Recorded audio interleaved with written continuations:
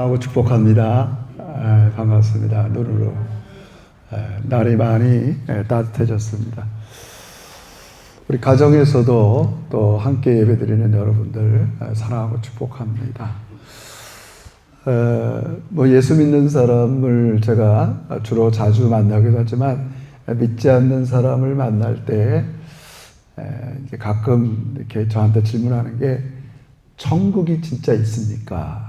천국이 있습니까? 이렇게 물 때 주저없이 확신 있게 목사니까 대답하죠. 네, 있습니다. 있습니다. 근데 사람들이 생각하는 천국이 조금 오늘 우리 예수님께서 마태복음 13장 하나님 나라의 비유, 하나님 나라는 이와 같으니 조금 좀 성격이 틀려요.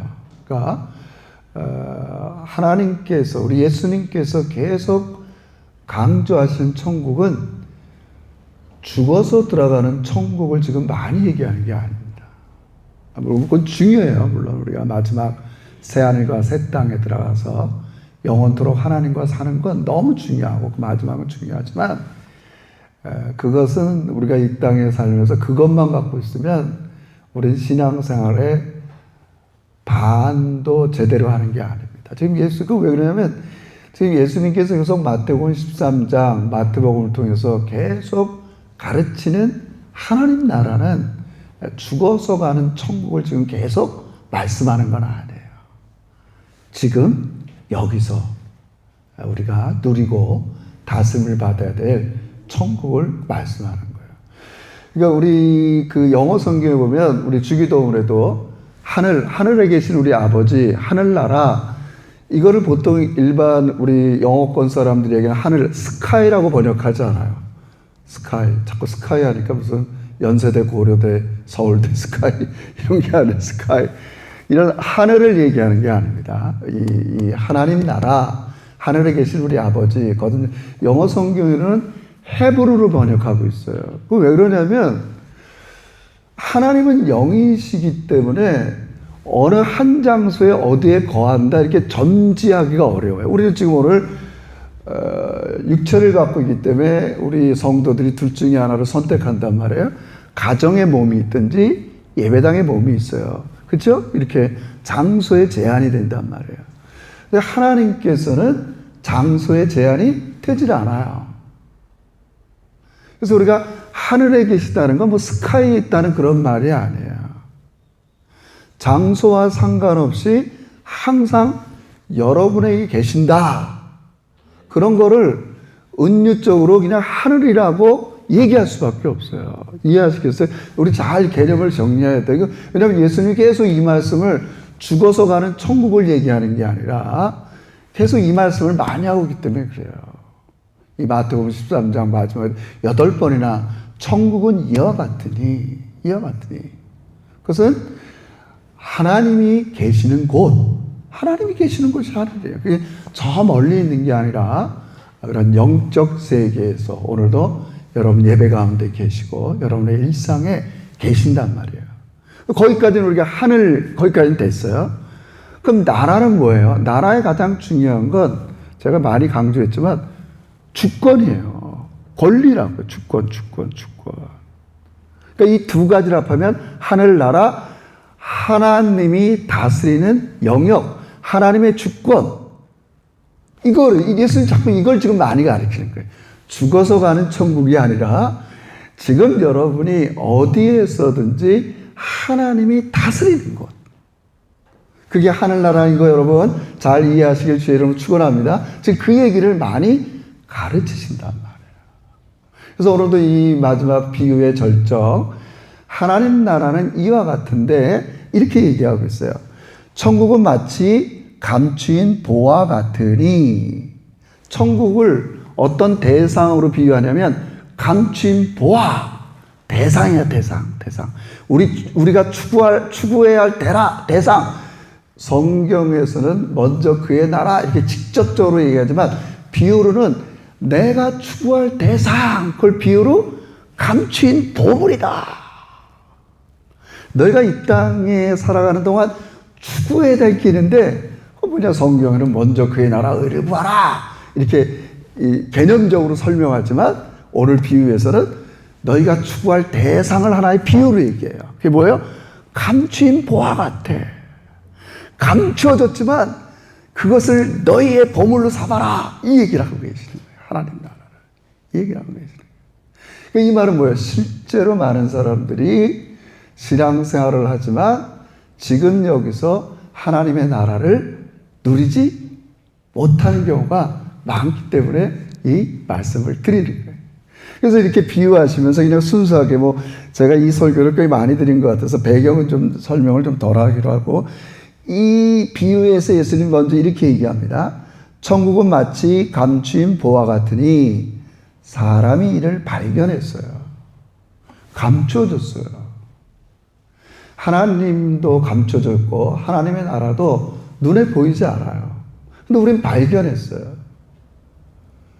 그러니까 뭐 모태신앙으로 여러분이 하나님을 알게 되고 깨닫게 됐던 다음에 나오지만 진주장사처럼 내가 구도자의 자세를 가지고 하나님이 어디 계시지?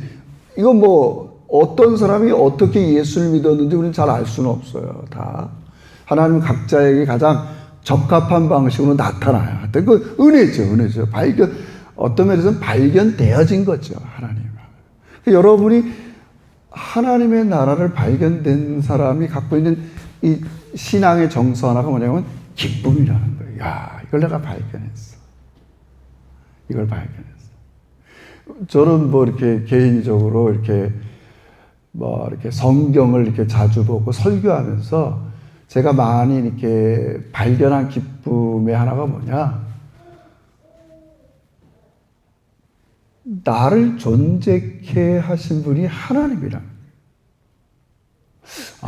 내가 그냥 이렇게 뭐 이러다 저러다 태어난 사람이 아니라 하나님의 계획에 따라서 하나님이 디자인해서 내가 이 땅에 이렇게 존재하는구나. 그걸 발견했어요. 너무 기쁜 거예요. 하나님을 발견하지 못한 사람들은 자기 존재에 대한 확신이 없어요. 뭐 어떻게 되는 거야? 내가 어디서부터 와서 어디로 돌아가야 되는지 모르잖아요. 그죠? 그분이 나의 아버지가 되신다는 거예요. 저는 뭐 개인적으로 이게 하여튼 개념적이지만 너무나 감사해요. 내가. 근데 한 걸음 더 나가서는 그 아버지는 나에 대해서 늘 모든 걸 아시는데 나를 변함없이 사랑하세요. 변함없이. 왜 여기에서 기쁘냐면 우리 인간 세상, 우리가 이렇게 세상을 살면서 경험한 사람이나 이런 것들은 상대적이잖아요. 저도 마찬가지지만 누가 나를 많이 사랑해주면 나도 사랑해주고 누가 많이 나를 관심 가져주면 관심 가져주고 이렇잖아요. 근데 하나님은 그렇지 않아요. 완전하고 절대적인 사랑을. 영어 성경은 이런 거를 이제 unfailing love, 뭐 또 인자, 뭐 이렇게 원어에서는 이렇게 하지만 나에 대한 사랑은 항상 변함이 없어요. 실패하지만 이걸 확신할수록 기쁨이 충만해지는 거예요. 이게 돌아보면 한 주 동안에 하나님은 나의 삶을 다 아시잖아요. 때로는 뭐 이렇게 엉뚱할 수도 있고 제대로 할 수도 있고 뭐 할 수도 있지만 다 알지만 긍휼과 사랑을 가지고 살아. 그걸 발견하는 거예요. 내가 이 땅에 살아갔던 세상과 하나님이 나를 다스리는 이 하나님의 세상과 뭔가 다른 거를 발견한 거예요. 이 기쁨이 있어요. 이 발견의 기쁨이 있다고. 이게 그 은혜죠. 내가 이렇게 나를 하는구나. 여러분 우리가 뭐 이렇게 좀 제가 자꾸 너무 신학적으로 말씀드렸지만 여러분 이 세상에서 여러분이 경험한 용서는 어떤 거예요?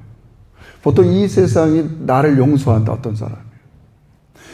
이 세상은 잘못한 사람이 가서 용서를 빌려. 저도 애들 보러 너 빨리 엄마한테 가서 용서를 빌어. 너 누구한테. 이게 정상이에요. 근데 성경을 통해서 내가 발견한 하나님은 하나님이 친히 용서의 수단을 만드시는 거예요. 예수 그리스도를 통해서 십자가에 죽으시고 용서의 근거를 마련해 주시고 내가 먼저 찾아가서 내가 너 용서하고 싶다. 여러분, 이거는 우리가 살고 있는 세계 또 특히 동양 사고방식에서는 있을 수가 없어요. 제자가 잘못하면 제자가 스승에게 찾아가야 돼요.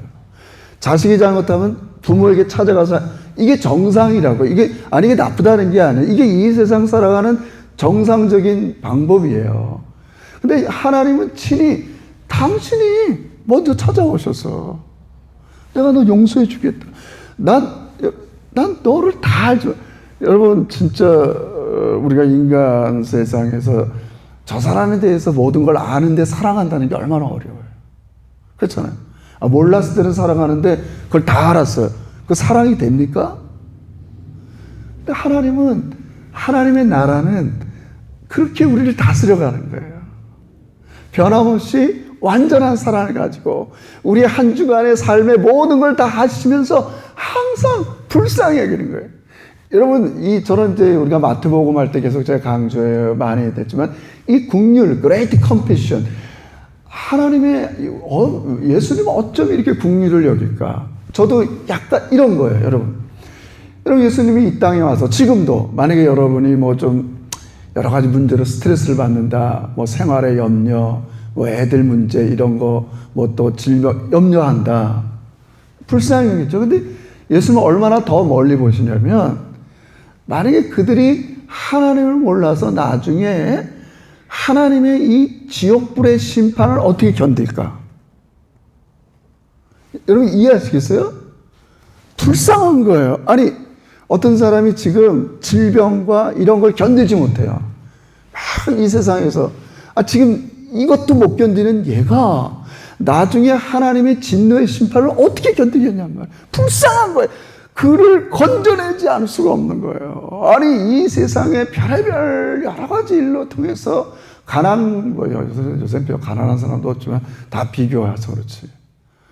이런 거에도 사람들이 맨날 이렇게 빌빌거리는데 나중에 예수 안 믿고 죽어서 하나님의 심판을 이들이 어떻게 견디냔 말이에요. 그게 예수님이 갖고 있는 궁극적인 마음이에요. 하나님의 진노의 심판에서 건져주고, 이게 불쌍한 거예요. 불쌍한 거죠. 우리가 이렇게 하나님의 자비와 사랑을 발견해야 된 거, 이 은혜에 감사하시길 주의 이름으로 축원합니다. 할렐루야. 너무나 감사한 거예요, 내가. 이 세상 나라에서 얻을 수 없는 이 자비와 긍휼과 사랑의 아버지가 여러분과 저를 다스려 가시는, 그게 하나님의 나라예요. 하나님의 나라. 그 나라에 살고 있는 거예요. 그 나라에 살고 있어요. 이걸 발견한 사람은 두 번째 단계가 있어요. 이걸 발견한 사람은 어떻게 해요? 44절 같이 읽어서 갑시다. 44절 다시 읽어보세요. 시작. 천국은 마치 감추인 보화 같으니 사람이 숨겨두고 기뻐하며 돌아와서 자기 소유를 팔아 그 밭을, 이거 너무, 이 하나님이 너무 좋아. 이 하나님의 사랑과 은혜와 자비와 하나님의 공급 같은 성경에 나타난 이걸 정말 발견한 사람은 이제 비유지만 자기의 모든 것들을 가서 소유를 팔아서 그 밭을 샀다. 여기 동사가 3개 나와요. 가서, 팔아서, 산다. 이거는 정말 기쁨을 가지고 여러분과 제가 해야 될 매일의 삶을 비유로 얘기한 것 뿐이에요. 우리 매일매일 하나님이 나를 온전히 다스리도록 우리가 최선을 다하는 거예요. 근데 여기 비유에서는 가서 자기에 있는 모든 것을, 자기 있는 재산, 그 반쯤 팔면 안 돼요. 다 팔아서 샀어요. 요 행위, 요 비유, 요런 비유를 하시는 예수님의 핵심이 뭐예요? 사고 팔 때 여러분 제일 중요한 게 뭐예요? 물건을 사고 팔 때, 물건을 살 때, 집을 살 때, 차를 살 때 소유권을 어떻게 하는 거야? 이전해야 돼요. 이거 없으면 안 돼요. 집 사는데 옛날 집주인 증서 갖고 있으면 돼요? 안 돼요? 안 되잖아요. 지금 예수님은 그 얘기하고 싶은 거예요. 보물을 산다는 것은, 여러분, 비유는 사는 거지만 영적으로 환원하면 소유권을 이전하는 거예요. 내가 하나님 나라를 소유한다는 게 뭐냐?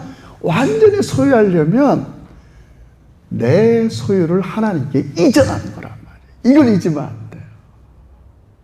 내 거다, 내 중심이다, 이렇게 하고 있으면서 하나님 나라를 소유했다, 이건 아니에요. 지금 예수님이 비유로 자기에 있는 것들을 팔아서 사는 거다, 하나님 나라는. 이 비유의 핵심 하나가 이거예요. 소유권을 이전하는 거예요. 반드시 필요한 조치가, 물건을 사고 팔고 집을 사고 팔고 뭘 사고 팔든지 반드시 있어야 될 조치 하나가 뭐예요? 소유권을 이전하는 거예요. 그게 서류든 등기든 변호사를 통해서든 뭐를 하든 소유권을 이전하는 거예요. 지금 얘기를 하면 뭐예요? 이제는 나 중심에서 뭘로 옮기는 거예요? 하나님 중심으로 옮기는 거예요. 하나님 중심으로 옮기는 거예요. 그게 사는 거예요. 그게 사는 거예요. 진짜 하나님 나라를 발견한 사람은 다음 단계가 중요하다. 아, 내가 하나님 나라 들어가, 나 죽으면 천국 들어가, 여기서 끝나는 게 아니라, 지금 예수님이 계속 천국을 가르치는 이유는, 제가 중학교 때 엑스폴로 74인가요? 저희 한번 얘기했잖아요. 배지가 있어. I found it. 나는 찾았네. 나는 발견했네. 굉장히 이런 무브먼트가 한국에 있었어요. 그때 막 70년대 막 여의도에서 막 빌리그레암 목사님 모시고 막, 그래서 저도 그런 바지 하나 달았어요. 너무 자랑스러워갖고 학교에도 막 달고 갔더니, 제가 얘기했죠. 우리 학교에, 제가 그 유명한 학교, 꼭 밝혀야겠어요. 그 서대문 대신중학교에 그 바지를 확 달고 갔더니, 그 중학교 때 선생님들 중에 크리스찬 선생님들이, 어우, 성민아, 네가 한 번도 내가 예수 믿는 사람인 줄 몰랐다가 바지를 I found it. 막 생물 선생님이 여자였는데, 막 생물 선생님이 막 쓰다듬어주고, 수학 선생님이 여자였는데, 이름도 있지 않아. 그때 갓 이화대학교 나와갖고, 우리 학교에 막 남자 학교에 이제 한 25된 이 여자 선생님 오니까 그 선생님 사랑 좀 받으려고 아이들이 어우, 성민이. 근데 예수 믿었다는 거 하나 때문에, 그냥 요 뺏지 않았다는 것 때문에, 그냥 막 여선생님들의 사랑을 독차지했던 그런, 별로 뭐 중요한 것도 아닌데. 근데 여기서 머물면 안 돼. 너 I found it 했는데.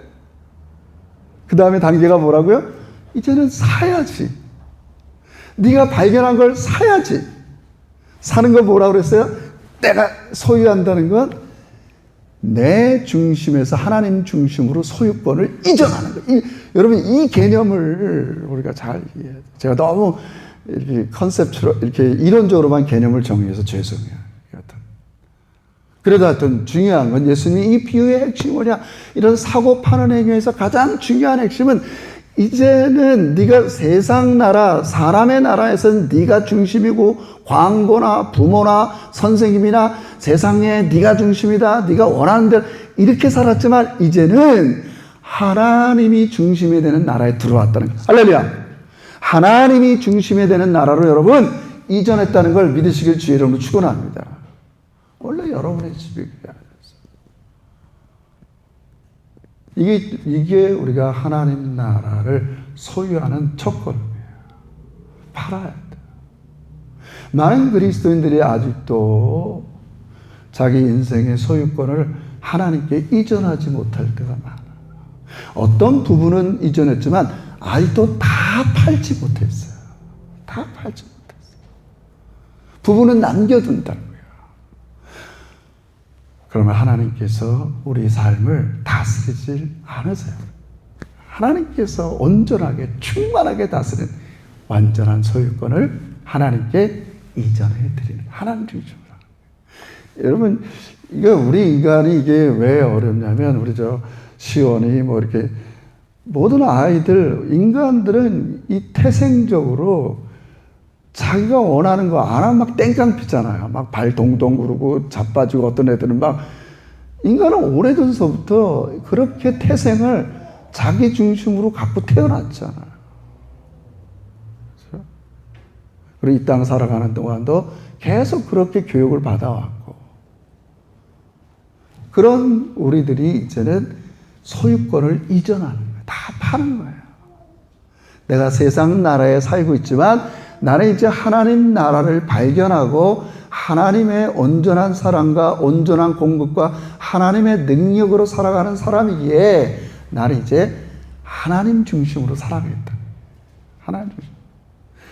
이거는 마치 이런 거랑 굉장히 비슷해요. 우리가 뭐 제가 연도는 잘 못하지만 우리 1500년도에 뭐예요? 코페르니쿠스가 이 태양이 우주의 중심이다 이런 얘기하기 전까지 태양계만 얘기해서 할 때까지는 많은 사람들은 우리가 살고 있는 이 지구가 세상의 중심이라고 생각했단 말이에요. 이 지구가 중심이야. 근데 시간이 가면서 과학자들과 이성을 가진 사람들이 야 계절이 왜 이렇게 변하지? 이건 아닌가 보다. 이제 점점 사람들이 지구가 스스로 자기를 자전하면서 태양 주위를 한 번 돌면 1년. 이해하시겠어요? 지구가 중심이 아니었던 걸 깨닫는 거예요. 태양이 중심인 거예요. 똑같은 이치예요. 우리가 오랫동안 어려서부터 길들여졌던 내 중심의 모든 것들을 팔아서 이제 하나님 중심으로 옮겨가는 게 하나님 나라를 소유하는 것인 걸 믿으시길 주의 이름으로 축원합니다. 이게 우리가 가장 뭐라 그럴까요? 우리의 위치, 우리의 자리를 찾아가는 거예요. 우리의 자리를 찾아가는 거예요. 하나님이 중심이 되고 내가 그 자녀로서의 위치에 찾아가는 거죠. 전 뭐 이렇게 자연현상에 대해서 초등학교 수준의 상식밖에 이제 안 남았는데 우리 보름 추석 지났잖아요. 음력으로 8월 15일을 추석이라고 그래요. 달이 가장 달이 뭐예요? 달력, 달이 한 달마다 변한단 말이에요. 뭐 초생달, 반달, 풀문, 하얀달 변하단 말이에요. 그게 달의 모양이 이렇게 변하면 그게 한 27일 된다. 한 달 그런다. 한 달, 두 달, 달의 모양에 따라서 달력을 만든 거 아니에요. 그래서 음력 달력을 예를 들어서 여러분 달이 해가 비춰주지 않으면 그냥 흙덩어리로 보이는 거 아세요? 달은 스스로 빛을 못 냅니다. 우리가 태양은 스스로 빛을 내요. 달이 풀문으로 보이고 달이 반달로 보이고 초생달로 보이는 이유가 뭐예요? 태양이 비추는 거에 따라서 지구가 아니면 스스로 달이 돌면서 비추는 범위에 따라서 그렇게 보이는 것뿐이에요. 달이 언제 따라 자기를 완전하게 비췄다가 반만 비췄다가 이런 게 아닙니다. 뭐 다 아시는 거 초등학교 때 나온 거예요, 여러분. 태양이 비추는 거에 따라서 그렇게 변하는 거예요. 제가 하도 이해할 게 없어. 하나님이 여러분의 삶을 비춰줄 때 그렇게 되는 거랑 똑같은 이치라는 거예요, 여러분. 내가 스스로 나를 비추는 게 아니에요, 여러분.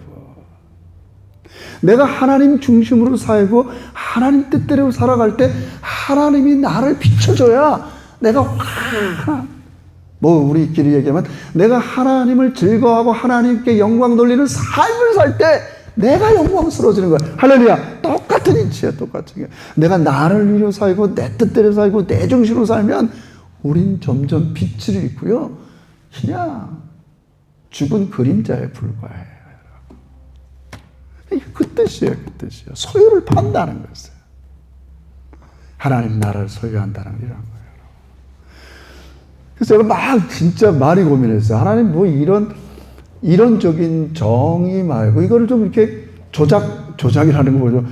좀 어떻게 좀 제 마음에 더 예수님도 이렇게 비유밖에 못 하셨으니까. 내가 이제 많이 이제 기도하면서 그건 뭐냐 이런 거예요. 매일매일 여러분이 하나님 나라를 소유한다는 게 뭐냐. 그래서 가장 기본은 하나님 중심으로 산다는 거였어요. 뭐 하나님 중심으로 사는 게 뭐겠어요? 하나님이 제일 좋아하는 가치를 추구하고 사는 거예요. 그때 여러분과 제 인생이 가장 빛이 난다는 거예요. 뭐 쉽게 말하면 이런 거죠. 사람들이 어떻게 하면 행복할 수 있을까요? 많은 심리학자들은 이렇게 정의해요. 조작적인 정의라고 하는데, 네가 매일매일 재미있는 시간을 많이 가질수록 행복하다는 거예요. 맞는 말이에요. 이론적으로 정립하는 게 아니라 그건 각자가 내가 뭐 할 때 재미있지, 그게 이 세상의 심리학자들이 제시하는 방법이에요. 그럼 하나님께서 우리가 이 세상 살면서 어떻게 하면 재미있고 유익하고 의미 있고 가치 있는 매일의 삶을 사는가? 그건 하나님을 즐거워하는 시간을 많이 갖는 거예요. 할렐루야. 하나님을 즐거워하는 시간을 많이 갖는 거예요. 이걸 다른 말로 하면 하나님이 좋아하고 가치 있는 일을 많이 하고 사는 거예요. 그거예요. 그것밖에 없어요. 매일매일. 늘 생각해야 돼요. 내가 죽어서 가는 천국이 아니라 내가 이 세상에 살면서 늘 하나님의 온전한 다스림을 받는 게 무엇이냐? 내 소유를 팔아서 하나님 나라를 소유하는 게 무엇이냐? 내 매일의 일상생활에서 하나님을 즐거워하는 시간을 많이 갖기를 주의 이름으로 축원합니다. 어떻게 가져요? 선한 일을 하면 하나님 좋아하시죠. 제가 너무 찾진 않지만 이런 거예요. 제 경험이에요. 제가 이 세상을 살면서 목사지만 하나님을 추구한다고 했지만 이 세상을 살면서 가장 많이 느꼈는 게 뭐냐? 내가 목사로서, 내가 그리스도인으로서 이 세상을 살아가면서 이 세상에 느낀 건 두 가지예요. 이 세상은 능력을 가지고 사람들을 서열화시키는구나.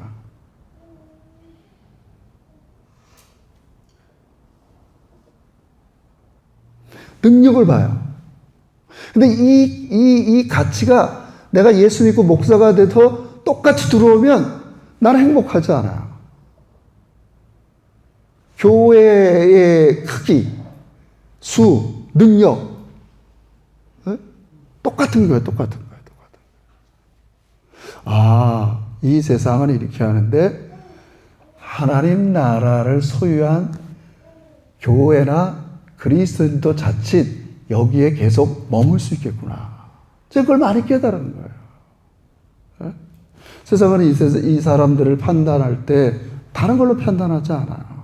그 사람이 얼마나 능력이 있는가. 그걸로 서열을 세운다고요. 차별을 하든지, 편견을 갖든지. 그게 다. 그러니까 이 세상에 세상에 살아가는 모든 사람들은 행복하지 않는 거예요. 정 행복하면 저 위에 1등 있는 사람만 잠시 행복한 거예요. 그 1등의 자리에 또 떨어지면 불행한 거예요. 항상. 여러분, 말은 안 하지만 우리 그리스도인들, 이 세상 사람들의 가정에서 뭔가 불평과 다툼이 일어나면 그게 다른 거 아닙니다. 자기보다 괜찮은 가정과 비교하는 거예요. 그리고 거기서 자기 가치를 얘기하고 좀 더 산다, 못 산다, 가졌다, 덜 가졌다, 재밌게 산다, 못 산다, 이런 가치를 가지고 하면 불행해질 수밖에 없어요. 근데 하나님 나라는 그런 게 아니에요. 물론 하나님이 그런 걸 다 무시하지 않아요. 물질, 이거 다 하야. 그러나 우리는 하나님의 공급을 믿으면서 하나님이 매일매일 삶에서 즐거워하는 가치가 뭐예요? 섬김이에요. 제가 성경을 보면서 기억하는 제자들이 한 3번 싸워요. 예수님 앞에 싸운다기보다도 누가 큽니까? 요즘 얘기를 하면 누가 더 능력 있습니까? 누가 더 소유 많이 했습니까? 누가 더 유명합니까? 누구 아들이 잘났습니까? 제자들의 부모도 가끔 요한의 엄마가 누가 더 큰 자리. 예수님이 뭐라 그래요? 하나님 나라 가치를 이해한 사람은 그런 걸 논하지 않는다. 하나님 나라는 차별이 없는 나라예요. 할렐루야. 왜 그래요? 다 하나님의 은혜로 들어온 사람들이라고요. 자기가 이 세상에 갖고 있던 것 갖고는 하나님 나라를 발견할 수가 없어요. 자기가 아무리 이 세상에서 탁월한 무슨 뭘 가지고 권세를 가지고 능력을 가져도 그것으로는 하나님 나라에 들어올 수가 없어요. 누더기 같은 거예요. 하나님의 은혜로 우린 들어왔다고 용서받고 나를 주장하던 죄와 사망의 권세에서 예수님이 십자가에서 용서해주고. 이해하시겠어요? 근데 정작 하나님 나라에 들어와서 자꾸 옛날 가치를 가지고 살면 그것처럼 불행한 게 없는 거잖아요. 그렇잖아요. 그 소유를 다 파는 거예요. 난 더 이상 그러지 않아. 매일매일 우리가 하나님 나라를 소유한다는 거, 매일 일상에서 하나님을 즐거워하는 거예요. 그 즐거워하는 건 뭐겠어요? 그 다 성경의 뜻대로 사는 거지만, 저는 뭐 여러 가지 핵심이 있지만, 섬김과 희생으로 살아가는 그 가치를 하나님은 우리에게 모든 것으로 갚아주시고, 나중에 여러분이 죽을 때 하늘나라 갔더니 여러분이 희생하고 섬기면서 매일매일 즐겁게 산 것만 남아있는 걸 믿으시길 주의로 축원합니다. 사람들이 죽을 때 껄껄껄 한다고 그러잖아요. 껄껄껄 좀 도와주고. 여러분, 아무리 가난한 사람도요, 죽을 때 막 뒤져보면요, 몇백 불이라도 남아있다는 거 몰라 남겨요, 여러분. 이해하시겠어요? 쓰지, 뭘 남겨, 뭘 누구한테 물려주고. 그걸 가지고, 내 돈 가지고 섬길 걸! 내 시간 가지고 좀 불쌍한 사람, 지옥불에 빠지는 사람 섬길 걸! 껄껄하고 죽는데, 저도 그럴 후회될 수 있어요. 제가 그러잖아요. 우리 예수님이 이 세상을 볼 때 하나님 나라의 심정을 갖고 사람들을 너무 불쌍히 여기는 거예요. 아까도 얘기했죠. 세상에서 아무리 누리고, 그건 상대적이잖아요. 그래봐야 천국의 나중에 심판의 진노를 피하지 못하는 저 불구덩이에 갈 인생을 얼마나 불쌍히 여기겠어요. 우리는 이런 마음을 가져야 돼, 이 세상을 볼 때. 그래서 하나님 성도 여러분 낙심할 필요도 없고, 여러 개 세상 살아가면서 우리가 하나님의 백성으로서 해피하게 사는 건 다른 거 아니에요. 하나님 아버지를 즐거워하며 살길 주의 이름으로 축원합니다. 매일 내가 하나님을 즐거워하는 시간을 갖는 거예요. 뭐 그거는 이제 부처적으로 행동적으로는 제가 한 가지만 제가 섬기며 사는 거예요. 희생하며 사는 거예요. 희생하면서. 여전히 내 중심, 이기심, 내 것. 그는요, 점점 우리의 삶을 뭐라 그럴까요? 훼손하고 약하게 만들어요. 그건 제가 개런티합니다. 희생하고 섬길수록 여러분의 삶이 빛나는 거 믿으시길 주의 이름으로 축원합니다. 빛납니다. 해 같은 하나님의 능력과 은혜가 우리를 환히 비춰주기 때문에 그래요. 그럼 그걸 믿어요. 여러분과 저는 자꾸 얘기합니다. 여러분과 저는 스스로 빛날 수 있는 사람이 아니에요. 하나님이 우리를 빛나게 하고 영광을 받으시는 거예요. 그러므로 저는 이제 이 시간을 마치면서 작게는 그런 거잖아요. 제가 늘 얘기했지만 하나님 나라의 가장 최소가 여러분의 마음속에 하나님 나라가 임하는 거예요. 늘 섬기려고 그러고, 내가 누가 크냐, 쟤를 이기고 주장하고, 이게 아니라 이러려고 그러고, 우리 교회가 하나님의 나라가 임해야 되고, 여러분이 살아가는 일터와 세상에 뭐 거기까지 가면 참 좋은데, 제가 꿈이 약해서 우리 호성 이스라엘도 기도했지만, 이 세상에 길들였던 사람들이, 능력에 의해서 차별당하고 서열화당하고 행복하지 못한 사람들이 교회에 와서 하나님 나라를 경험하는 거예요. 야, 좋다. 차별이 없다. 사랑이 너무 좋다. 희생한다. 섬긴다. 그런 하나님 나라가 여러분의 가정과 교회에 임하시길 주의 이름으로 축원합니다. 그게 즐거워하는 거예요. 하나님 앞에 나가서는 이 세상이 그렇게 될 때 우리는 하나님이 우리를 통해서 하나님 나라가 확장되는 것 믿으면서, 오늘 예수님께서 이 비유의 마지막을 치우면서 우리 하나님께서 예수님이 가르친 비유의 핵심은 우리가 죽어서 가는 천국을 얘기하는 게 아니라 하나님이 계셔서 하나님의 주권과 하나님의 다스림이 있는 여러분의 매일의 삶이 되시기를 원하는 거예요. 그것은 다른 게 아니라 우리가 매일매일 하나님을 즐거워하면서 그분의 뜻 가운데 하나님을 섬기고, 우리가 주변에 힘들고 어려운 사람, 아니 서로를 섬기며 희생하면서 하나님의 나라가, 하나님의 나타나심이, 하나님의 영광이 매일매일 여러분 삶 속에 나타나시기를 주의 이름으로 축원합니다. 기도합시다. 하나님 아버지 고맙습니다. 우리로 하여금 하나님의 나라를 발견케 하신 주님의 은혜를 찬양합니다. 나를 차별 없이 언제나 어떤 상태에 있든지 사랑해 주시고 용서해 주시고 능력으로 함께 해준 그 하나님을 발견해서 이제 내 인생 모든 것들을 다 팔아서 매일매일 이 하나님을 즐거워하면서 하나님 뜻 가운데 나 중심의 삶에 벗어나서 내가 갖고 있는 것들을 다 동원해서 하나님의 뜻대로 이웃을 섬기고 세상을 섬기는 우리 믿음의 종들이 되어서 종말에 하나님 만났을 때 참 잘했다, 하나님께 영광 돌리는 우리의 인생이 되는 우리 제자들 되게 해 주시옵소서. 예수님의 이름으로 기도 올리옵나이다. 아멘.